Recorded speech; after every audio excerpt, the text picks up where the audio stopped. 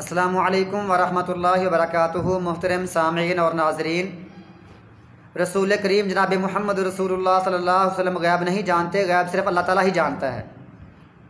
ایک حدیث ہے صحیح بخاری میں، عن انس بن مالک رضی اللہ تعالی عنہ قال دخل النبی صلی اللہ علیہ وسلم فاذا حبل ممدود بین الساریتین فقال ما هذا الحبل قالوا هذا حبل لزینب فاذا فطرت تعلقت فقال النبی صلی اللہ علیہ وسلم لا حلوه لیصلی احدکم نشاته فاذا فطر فلیقعد۔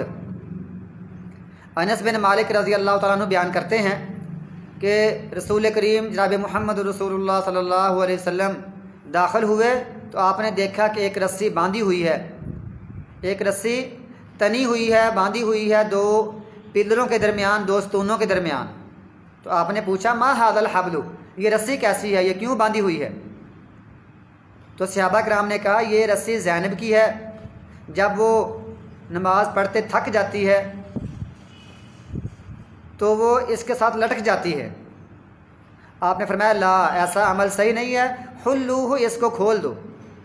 اور آپ نے فرمایا لیصلی احدکم، تم میں سے کوئی ایک نماز پڑھے نشاطہ، دل لگے، فریش ہو تب پڑھے۔ یہ نفلی نماز ہے، یہ نوافل ہیں، فریش ہو تب پڑھے۔ فاذا فطر، جب وہ تھک جائے، فلیقعد، تو بیٹھ جائے۔ ایسا کرنا کہ رسی لٹکانا اور اپنے آپ کو مشقت میں ڈالنا، یہ درست نہیں ہے۔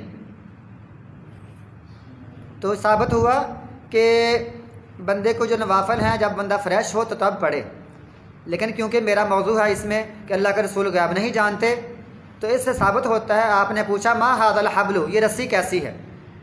آپ کا یہ پوچھنا یہ رسی کیوں باندھی ہوئی ہے، یہ رسی کیسی ہے، یہ رسی یہاں کیوں لٹکائی ہوئی ہے، کیوں باندھی ہوئی ہے، یہ الفاظ ثابت کرتے ہیں کہ رسول کریم غیب نہیں جانتے۔